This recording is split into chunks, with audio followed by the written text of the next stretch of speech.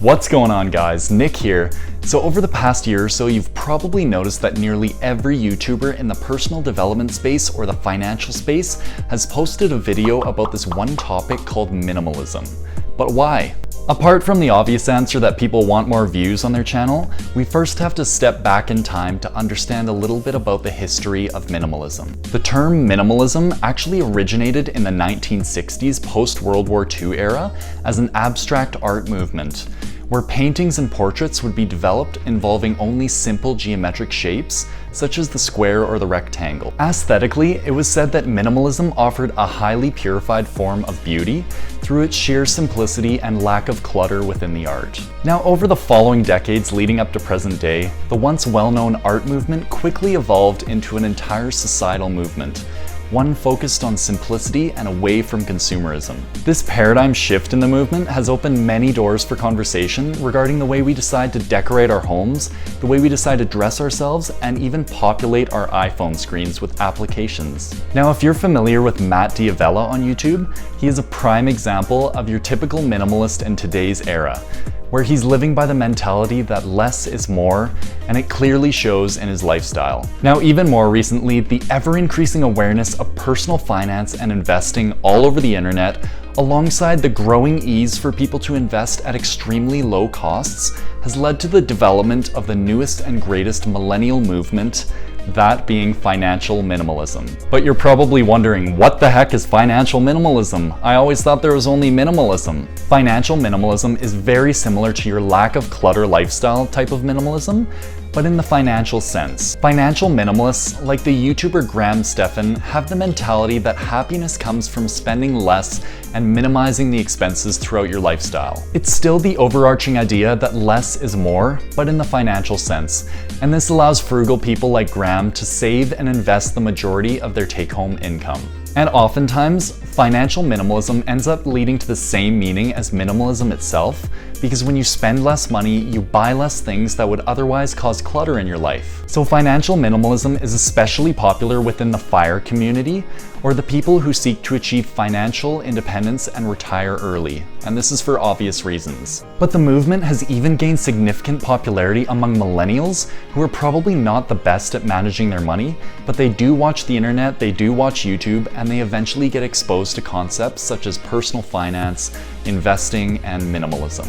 In fact, it was recently found that millennials are saving a lot more money than historically, with the average personal savings rate jumping to 8.1% in August of 2019, just adding to the fact that financial minimalism is really taking off. So sure, it's becoming a popular movement, but what actually makes it so popular? And before I get into the reasoning behind that, be sure to drop a like if you do enjoy this video. It really does help out my channel with the YouTube algorithm. Also, if you do enjoy my content, be sure to subscribe for more weekly videos just like this. And with that said, let's jump into the reasoning behind why financial minimalism is so darn popular. Now, I personally believe that one of the huge reasons why financial minimalism has really taken off in today's generation is for the simple reason that it allows you to prosper financially while not being materialistic. The word materialistic simply means that you're driven to material things, and it really has a lot of negative connotations associated with it. And that means that a lot of people do not like it when they're associated with the word materialistic.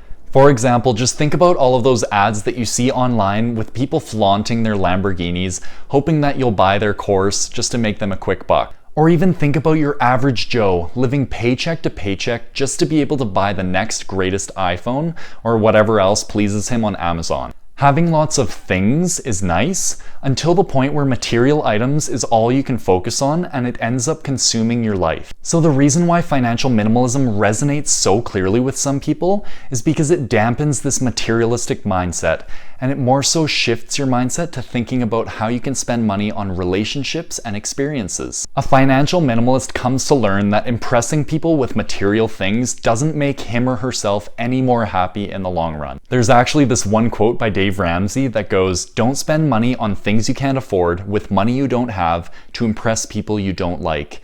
And there probably couldn't be a more accurate way of describing the majority of society today. Financial minimalists also recognize that the joy of material things is actually very short-lived. Have you ever noticed that when you buy something new, it makes you feel really good about your purchase and you've almost increased your self-worth by buying that item? Yeah, me too. And maybe it will take a few days or even a few months, but eventually the happiness from that purchase will fade away. I'll give you a prime example. I personally don't spend that much money, but I recently had to make a huge purchase for winter tires and a wheel alignment, and I actually felt really good after that purchase for some reason. But as soon as the next day came around, this happiness high was totally gone, and reality began to sink in that I was $1,200 in the hole. Now in this scenario, it's a purchase that I had to make for my own personal safety up here on the roads in Canadian winters.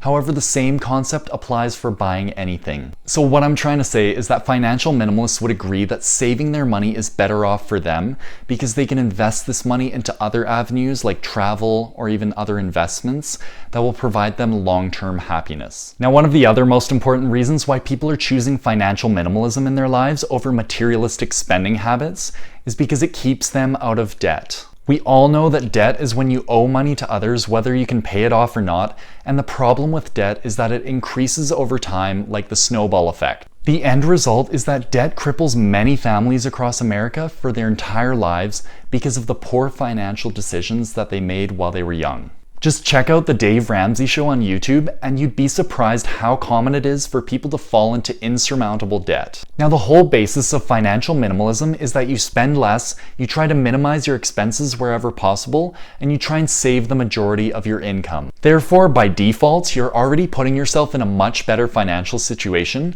by preventing this debt snowball from even happening in the first place. So what is the result of that, whether you're getting rid of debt or you're preventing debt from starting in the first place? Well, it means that you can live financially free. You won't have any more obligations to pay other people, and this will relieve you of a ton of unnecessary stress throughout your life. This freedom allows you to make enough income for your family without even having to worry about these increasing debt payments or even bankruptcy for that matter. So whether or not you're in a bad financial situation or you've already got it all figured out, financial minimalism can surely benefit you. Now, moving on to the third and final reason why financial minimalism is taking over in society, and that is because it can easily make you rich. Yes, you heard that correctly. By saying yes to this movement, you'll also be saying no to materialistic items, which will end up freeing up a ton of cash flow every single month. To achieve this, however, it does require making sacrifices, and that means not buying a BMW and not living in a penthouse suite while you're 25 years old.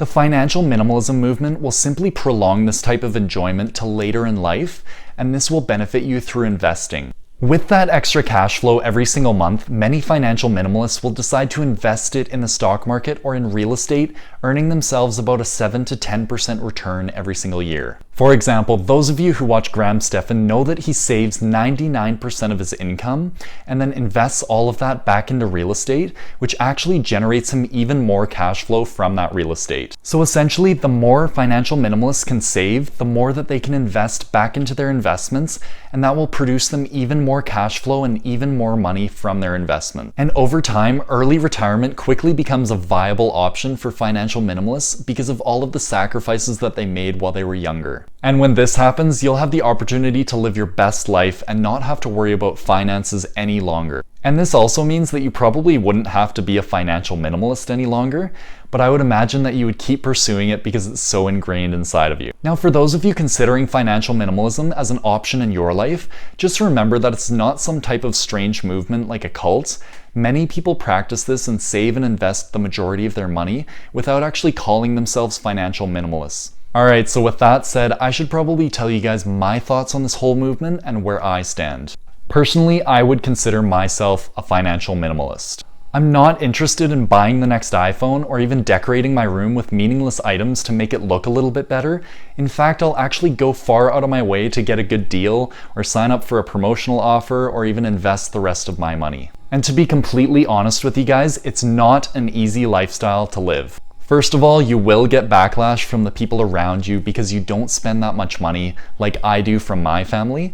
And secondly, it's going to be very tough adjusting to a new lifestyle where you don't spend that much money. But I can assure you that your early decisions will benefit you significantly over the long run for the reasons that I discussed in this video. Take the action to learn about personal finance, investing, and overall just making great money decisions, and this will teach you a little bit about financial minimalism. One good resource would be my own channel, where I consistently post videos about savings accounts, credit cards, investing in the stock market, and this can definitely give you a head start into financial minimalism. But do your own research, watch other YouTube channels, read other articles, and find out what you like and you don't like, and then carve your own path from that. Not everyone is as extreme as Graham Stephan in terms of saving money, but everyone can optimize their finances while they're young to be able to have a better future. So with that said, thank you guys so much for watching the video. I really do appreciate it. If you did enjoy or gain value from this video, be sure to smash the like button for me to support the channel. Also, if you haven't already, tap that subscribe button down below for more content on personal finance, business, and investing in the near future. And I'll see you guys next time.